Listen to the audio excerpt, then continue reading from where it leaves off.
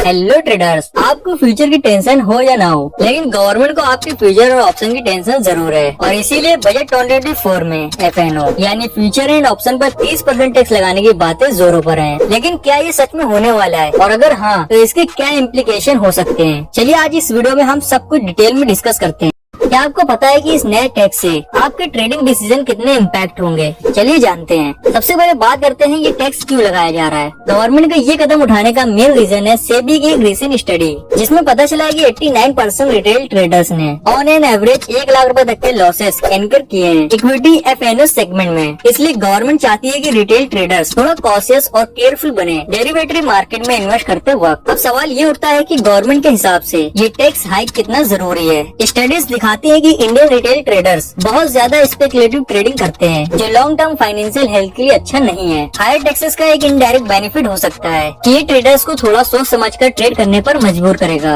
लेकिन जैसे हर कोइन के दो पहलू होते हैं, वैसे ही इस टैक्स हाइक के भी प्रोस और कॉन्स हैं। सबसे पहले प्रोस पर नजर डालते हैं। फर्स्ट, रिटेल ट्रेडर को मार्केट में ज्यादा कॉशियस होने पर मजबूर करेगा, जो लॉन्ग टर्म स्टेबिलिटी और सस्टेनेबिलिटी के लिए जरूरी है। सेकेंड, इस हायर टैक्स रेवेन्यू से गवर्नमेंट इंफ्रास्ट्रक्चर और पब्लिक सर्विस में इम्प्रूवमेंट ला सकती है, जो ओवरऑल इकोनॉमी के लिए बेनिफिशियल है। अब बात करते हैं कॉन्स की, जो ज्यादा इम्पैक्टफुल लग रहा है। फर्स्ट, रिपोर्ट के मुताबिक FNO गेन को अब बिजनेस इनकम की बजाय स्पेकुलेटिव इनकम माना जाएगा, जैसे क्रिप्टो करेंसी या लॉटरी के गेन। इसका मतलब है 30% फ्लैट टैक्स रेट। इतना हाई टैक्स रेट न्यू और बिगिनर ट्रेडर को FNO सेगमेंट में एंट्री करने से रोक सकता है, जो मार्केट पर नेगेटिव इम्पैक्ट डाल सकता है। सेकेंड, इस गवर्नमेंट का प्लान है FNO सेगमेंट पर TDS भी इंट्रोड्यूस करने का। TDS से इमीडिएटली कैश फ्लो पर इम्पैक्ट होगा और ट्रेडर्स को एडवांस में टैक्स पे करना पड़ेगा, जो लिक्विडिटी के लिए मुश्किल खड़ी कर सकता है। थर्ड, इस जो बिजनेस प्रॉफिट पहले FNO लॉसेस से ऑफसेट हो सकते थे, अब वो भी मुश्किल हो जाएंगे। मतलब लॉसेस को ऑफसेट करने की फ्लेक्सिबिलिटी भी कम हो जाएगी। इसका सीधा इम्पैक्ट ट्रेडिंग स्ट्रेटेजी पर पड़ेगा